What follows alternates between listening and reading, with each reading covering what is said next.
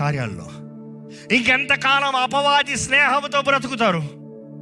లోకాన్ని ప్రేమించేవాడు దేవుని వెంబడించలేడు. ఈరోజు చాలా మంది దేవుడి కన్నా ఎక్కువ లోకాన్ని ప్రేమిస్తున్నారు, అందుకని దేవుడి దగ్గర రాలుతారు.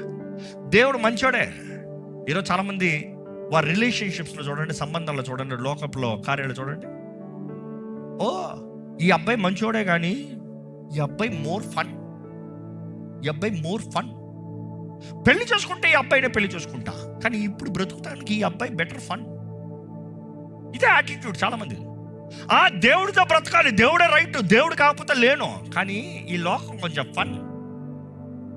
ఒకరంటారు యేసుని నమ్మితే ఫన్ ఉండదు. ఏ పిచ్చోడా ఎవడరా చెప్పింది నీకు యేసుని నమ్మితే ఫన్ ఉండదని?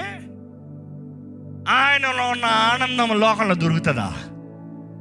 ఆయన అనుగ్రహించే సమాధానం లోకం అనుగ్రహిస్తుందా?